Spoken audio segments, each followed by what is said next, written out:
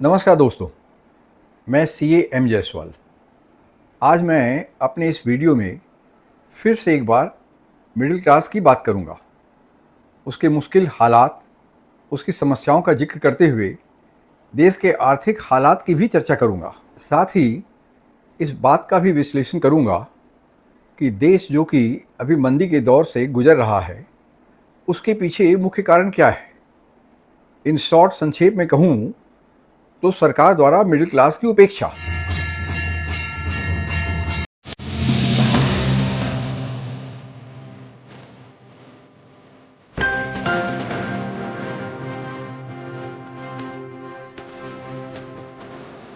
दोस्तों, देश अभी बहुत ही नाजुक दौर से गुजर रहा है। महंगाई है, बेरोजगारी है और भी अनेकों समस्याएं हैं। आर्थिक हालात कुछ अच्छे नहीं हैं। देश मंदी के दौर से गुजर रहा है। लोगों के पास पैसा नहीं है खर्च करने के लिए। एफएमसीजी का माल नहीं बिक रहा। एफएमसीजी यानी कि फास्ट मूविंग कंज्यूमर गुड्स कंपनियां, अर्थात ऐसी कंपनियां जो कि हमारे आपके रोज़मर्रा के उपभोग के उत्पाद बनाती हैं। ये एफएमसीजी कंपनियां अपना माल छोटे छोटे पाउच में बेच रही हैं। 5 रुपये 10 रुपये के पाउच में। लोग शैम्पू की पूरी शीशी खरीदने के बजाय शैम्पू का 2 रुपये का पाउच खरीद रहे हैं। एक मुश्त 1 केजी या 2 केजी चाय या कॉफ़ी का डिब्बा खरीदने के बनिस्बत एक एक 2 रुपये के टी बैग्स और छोटे छोटे कॉफ़ी पाउच खरीद रहे हैं, वरन खरीदने को बाध्य हो रहे हैं। लोगों के पास कमाई का साधन नहीं। उनकी जमा पूंजी भी प्रायः समाप्त हो चली है। लोगों के पास पैसा है ही नहीं। अपनी ज़रूरत का सामान भी खरीदने में वे अब समर्थ नहीं हैं। वस्तुओं की बिक्री नहीं हो रही। कंपनियां अपना माल बेचने में खुद को असमर्थ पा रही हैं। तमाम तरह के लुभावने विज्ञापन भी अब काम नहीं आ रहे हैं। ऑटोमोबाइल इंडस्ट्री का तो कबाड़ा हो गया है। छोटी गाड़ियां बिक नहीं रही। मिडिल क्लास के पास पैसा नहीं है नई गाड़ी खरीदने के लिए। वह सेकेंड हैंड कार खरीद रहा है या फिर अपनी पुरानी गाड़ी से ही काम चला रहा है। उसी को रिपेयर कराकर टुक टाक काम चला रहा है। सस्ते मोबाइल फ़ोन का मार्केट भी ठप हो गया है।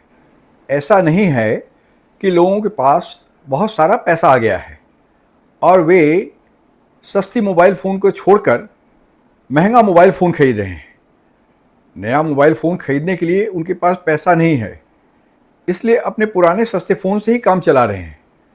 महंगी एसयूवी कारों तथा महंगे आईफोन्स के मार्केट में ज़रूर इजाफा हुआ है, परंतु इन्हें कितने लोग खरीद रहे हैं और इन्हें खरीद कौन रहा है?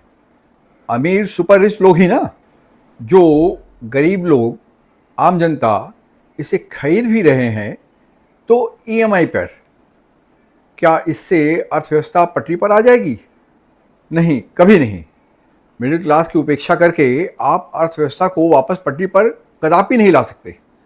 इस आर्थिक मंदी के अनेकों कारण गिनाए जा सकते हैं। इसमें सबसे प्रमुख कारण है मिडिल क्लास की उपेक्षा, उसकी दुर्दशा। मिडिल क्लास दिन पर दिन संकुचित होता जा रहा है। बड़े बड़े पूंजीपतियों ने सभी प्रकार के व्यापार में एंट्री ले ली है। बड़े बड़े औद्योगिक घराने जो कि प्रमुख रूप से उत्पादन से ही जुड़े होते थे, अब उनका आकर्षण उत्पादन से कहीं अधिक व्यवसाय व्यापार की तरफ हो गया है।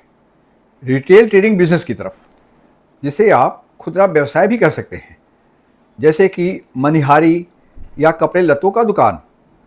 जो कंपनियां मैन्युफैक्चरिंग से जुड़ी हुई हैं तो वे मूलतः या तो आयातित सामानों की असेंबली करने में लगे हैं या फिर आयातित सामानों कलपुर्जों को सीधे ही बेचने में लगे हैं, या फिर वे खनिज और अन्य वन संपदा की माइनिंग में लिप्त हैं। सरल शब्दों में कहें तो वे प्राकृतिक संपदा का दोहन कर रहे हैं, या फिर वे आईटी इंडस्ट्री से जुड़े हैं। एयरपोर्ट और बंदरगाह का भी संचालन कर रहे हैं। और अब तो सरकार रेलवेज के प्राइवेटाइजेशन की दिशा में भी सोच रही है। और फिर इन कंपनियों की तो बैंकिंग एवं इंश्योरेंस सेक्टर में भी एंट्री हो गई है, बड़े ही व्यापक रूप से। कुछ वर्ष पहले तक तो ये सारे काम चाहे बैंकिंग हो या इंश्योरेंस या फिर माइनिंग वगैरह का काम, ये सब मूलतः सरकार के अधिकार क्षेत्र में ही हुआ करता था। हाँ, तो जिस बात का मैं जिक्र कर रहा था, ट्रेडिंग के व्यापार से, रिटेल ट्रेडिंग के व्यापार से अमूमन मध्यम और छोटे स्तर के कारोबारी ही जुड़े होते थे, परंतु अब इन सारे क्षेत्रों में बड़े बड़े औद्योगिक घरानों का दखल हो गया है। आप कल्पना कर सकते हैं, ये बड़ी बड़ी कंपनियां अब लहसुन, प्याज, सब्जी, भाजी सब कुछ बेच रहे हैं। ये फल भी बेचते हैं, कपड़ा लत्ता भी बेच रहे हैं और न जाने क्या क्या। ये सारे काम तो अब तक छोटे मझोले कारोबारी ही करते थे। जो काम पड़ोस का लाला करता था, वह काम भी अब यही लोग करने लगे हैं। तो हुआ यह कि अब इनका ध्यान मैन्युफैक्चरिंग और प्रोडक्शन से हटकर पूरे तौर पर ट्रेडिंग की ओर हो गया है। और अगर प्रोडक्शन या मैन्युफैक्चरिंग कर भी रहे हैं तो मैन्युफैक्चरिंग के नाम पर ये मात्र असेंबली ही तो कर रहे हैं। अभी कुछ दिन पहले ही सैमसंग का केस प्रकाश में आया है। वे कर क्या रहे थे? मेक इन इंडिया के नाम पे बाहर से उत्पाद मंगा रहे थे, यहाँ उसे सेल आउट कर रहे थे अपना ठप्पा लगाकर। तो ऐसा है कि एक्चुअल उत्पादन हो गया है ठप। आप चाहे जो भी कर ले, जो भी कह ले, बगैर एक्चुअल प्रोडक्शन के, बगैर मैन्युफैक्चरिंग सेक्टर को बूस्ट किए विकास की बात बेमानी है। इस प्रकार कोई ग्रोथ नहीं होने वाला। जब उत्पादन ही नहीं होगा तो भला अर्थव्यवस्था में सुधार कैसे होगी? अब आगे सुनिए। अब जबकि छोटे मझोले व्यापार में इनका पूर्णतया दखल हो गया है और जब मनिहारी के दुकानदारों को भी इन लोगों ने पूरी तरह से समाप्त कर दिया है, तब इन्होंने अपना वास्तविक रूप दिखलाना शुरू कर दिया। शुरुआत में जो सपना हमें बेचा गया था, सरकार ने हमें जो सब बात दिखलाए थे कि इस खुलेपन से, बाजारवाद से, इस पूंजीवादी व्यवस्था से चीज़ें सस्ती मिलेंगी, सेवाएं बेहतर होंगी, स्वास्थ्य और शिक्षा का स्तर सुधर जाएगा, ये सारी सुविधाएं काफ़ी सस्ती और सुलभ हो जाएंगी, वो सब अब छलावा सिद्ध हो रहा है। इन पूंजीपतियों ने अब जबकि सभी सेवाओं पर, सारे व्यवसाय पर कब्जा जमा लिया है, तब ये सारी सेवाएं, अपना सारा सामान हमें महंगे दामों पर बेचने में लगे हैं। अभी हाल ही का वाकया याद है ना आपको?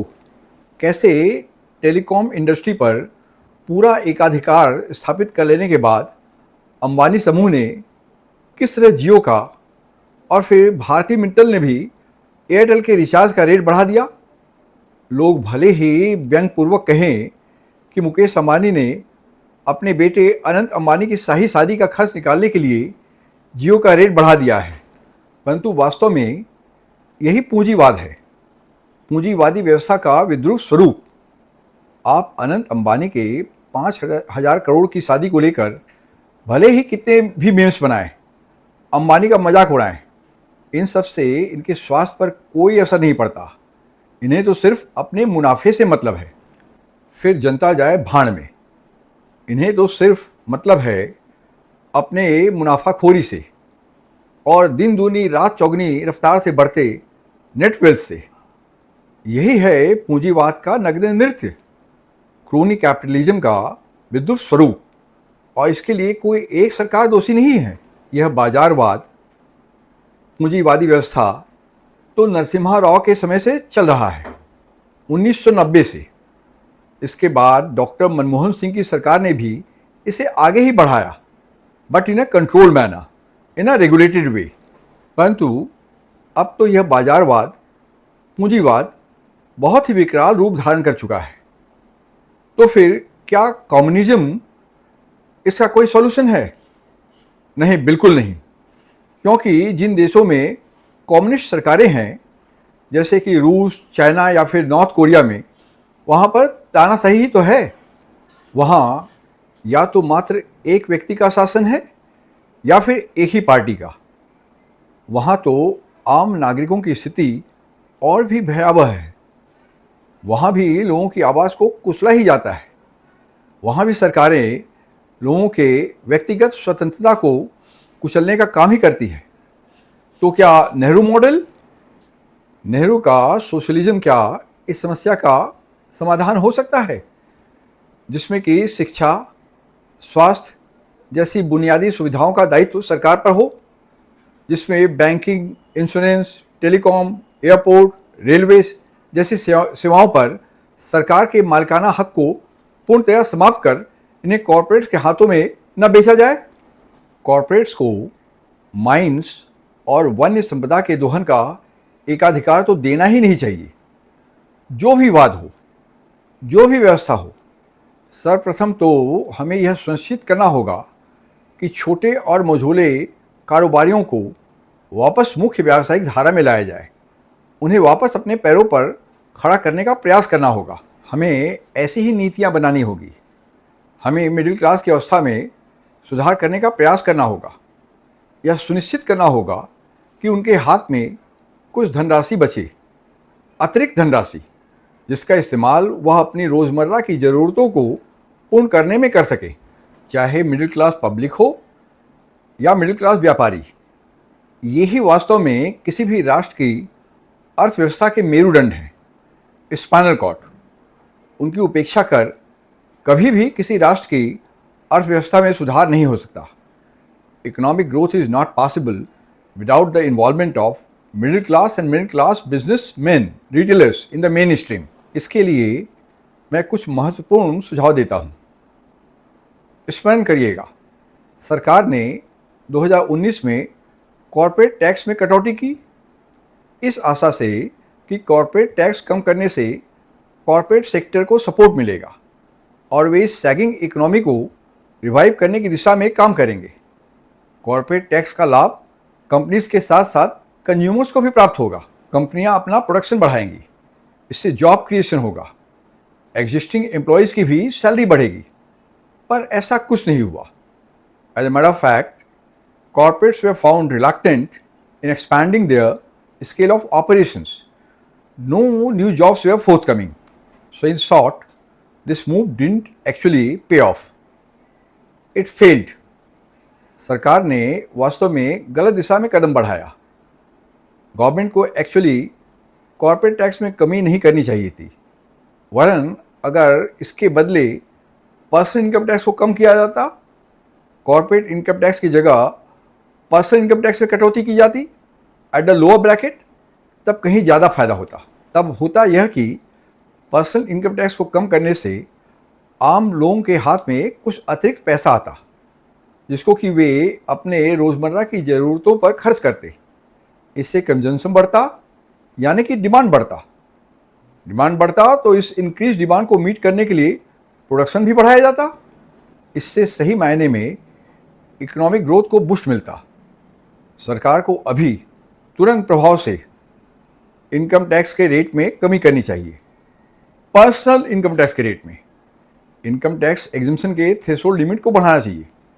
जैसे कि 2019 में कॉर्पोरेट टैक्स को अचानक कम कर दिया गया था वर्ष के मध्य में ही, ठीक वैसे ही पर्सनल इनकम टैक्स के थ्रेशोल्ड लिमिट को इमीडिएटली बढ़ा देना चाहिए, इसी वर्तमान वर्ष से, फ्रॉम द करेंट ईयर।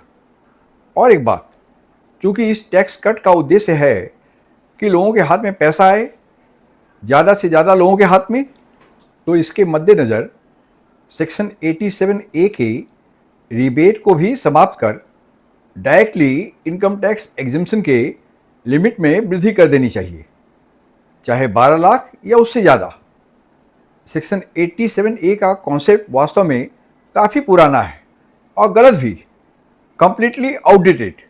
इसको 1961 में इनकम टैक्स एक्ट में शामिल किया गया था और फिर इसे अप्रभावकारी पाकर 1968 में रिपील भी कर दिया गया था। सेकेंडली, सेक्शन 80C तथा सेक्शन 80D को इनकम टैक्स के नए रिजीम में भी शामिल कर देना चाहिए और इसके लिमिट्स को भी बढ़ाया जाना चाहिए। इससे जहां एक तरफ आम आदमी को राहत मिलेगी, वहीं दूसरी ओर इंश्योरेंस सेक्टर का भी ग्रोथ होगा। लोगों को अपने बच्चों की शिक्षा के खर्च पर भी आयकर की छूट प्रदान करनी चाहिए, सभी वर्ग के लोगों को समान रूप से। इससे एजुकेशनल ग्रोथ में भी योगदान होगा। विकास को अगर गति देनी है तो डिविडेंड को भी टैक्स से मुक्त कर देना चाहिए। डॉक्टर मनमोहन सिंह एक बहुत बड़े अर्थशास्त्री थे, पूरा विश्व ये मानता है। उनकी सरकार में आम जनता से डिविडेंड पर टैक्स नहीं वसूल कर वरन कंपनियों से टैक्स लिया जाता था, डिविडेंड डिस्ट्रीब्यूशन टैक्स के रूप में। क्या उनकी सरकार के हर नियम को बदलना जरूरी है? क्या इसी तरह से कुछ अलग, कुछ हटकर हो सकेगा? और वर्तमान जीएसटी रूल्स भी इंडियन इकोनॉमी के लिए विनाशकारी सिद्ध हो रहा है। इस सैगिंग इकोनॉमी के लिए मूलतः ये जीएसटी रूल्स ही जिम्मेदार हैं। सबसे पहले तो खाने पीने की वस्तुओं और अन्य नेसेसरीज को जीएसटी के एम्बिट से बाहर कर देना चाहिए। दूध, अंडा, पनीर, तेल, घी, आटा, चावल, दाल आदि सारी जरूरी वस्तुओं पर जीएसटी लगाने से इन वस्तुओं का दाम काफ़ी बढ़ गया है। देश में महंगाई के बढ़ने का यह एक प्रमुख कारण है। दूसरे, जीएसटी के रूल्स और जीएसटी के रिटर्न फाइलिंग तथा टैक्स पेमेंट का प्रोसीजर भी बहुत कमरसम है। इसके लिए एक सीए या टैक्स एक्सपर्ट की सहायता लेनी पड़ती है। इसके लिए उन्हें मंथली 4,000-5,000 रुपये या कहीं कहीं तो इससे भी ज़्यादा फीस देनी पड़ती है। और फिर सप्लायर से यदि खुदा न खास्ता जीएसटी रिटर्न फाइलिंग में कोई गलती हो गई, कोई चूक हो गई, तो व्यापारी को अपने ही पॉकेट से अतिरिक्त टैक्स पे करना पड़ता है। और फिर इनपुट टैक्स का क्रेडिट भी आसानी से प्राप्त नहीं होता। ऊपर से रिवर्स टैक्स मैकेनिज्म के जटिल प्रावधान। ये पूरा जीएसटी का कॉन्सेप्ट ही कम्बरसम है, फालतू है।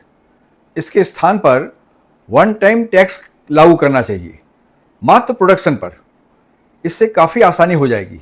सरकार अपने एस्टिमेट के अनुसार एक बार एक मुश्त टैक्स ले ले प्रोडक्शन के वक्त, फिर बाद का कोई झमेला ही नहीं रहेगा। होलसेलर हो या रिटेलर, उनको अलग से उनके वस्तुओं की बिक्री पर ना कोई टैक्स पे करना होगा, ना जीएसटी रिकॉर्ड्स और अकाउंट्स रखने का कोई झमेला, और ना ही जीएसटी रिटर्न फाइलिंग का, यानी कि प्रोडक्शन टैक्स का कॉन्सेप्ट। जीएसटी की जगह प्रोडक्शन टैक्स। इससे ना ही अलग से सीए के ऑफिस का चक्कर और ना ही जीएसटी अधिकारियों का भय होगा। व्यापारी स्वतंत्र रूप से अपना व्यवसाय कर सकेंगे, विशेषकर छोटे और मझोले व्यापारी। आम व्यापारी, विशेषकर ये छोटे और मझोले कारोबारियों के लिए सबसे अच्छी स्थिति तो यही होगी कि पर्सनल इनकम टैक्स को पूरी तरह से ही समाप्त कर दिया जाए। इससे होने वाले रेवेन्यू लॉस की पूर्ति कॉर्पोरेट टैक्स से की जा सकती है, कॉर्पोरेट टैक्स को बढ़ाकर। और धन्ना सेठों पर, अरबपति खरबपति धन्ना सेठों पर सुपरसोनिक टैक्स लगाकर। डरिए मत, वे कहीं नहीं भागेंगे। अपना माल बेचने के लिए उन्हें तब भी यहीं आना होगा। इंडिया में अपना भारतवर्ष एक बहुत बड़ा बाजार है, इसकी उपेक्षा वे कर ही नहीं सकते। और ना ही अन्य विकसित देश, चाहे फिर वह अमेरिका ही क्यों ना हो। इंदिरा गांधी के समय के टैक्स रूल्स और हायर टैक्स रेट्स को तो वर्तमान सरकार, उनके मंत्री तथा नेतागण हमेशा कोसा करते हैं, परंतु वे स्वयं क्या कर रहे हैं?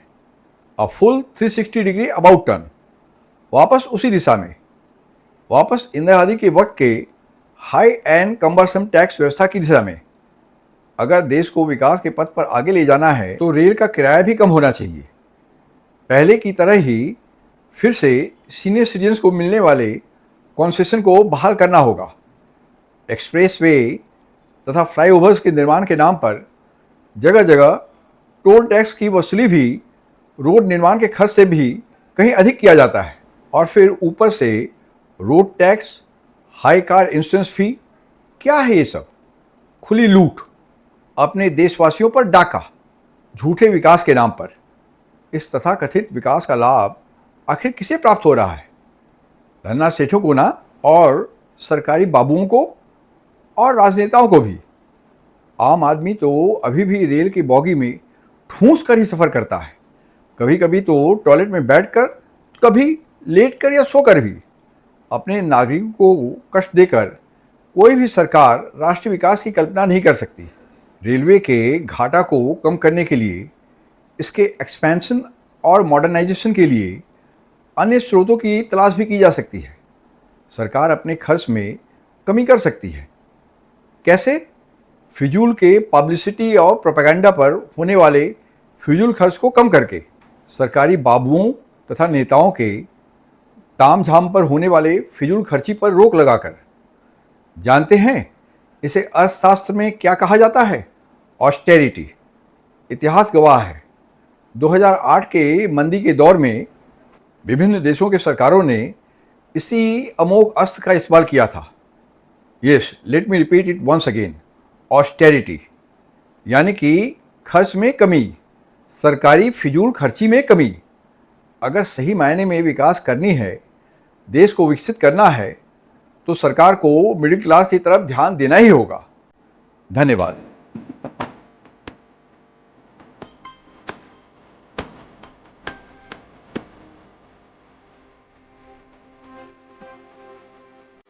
video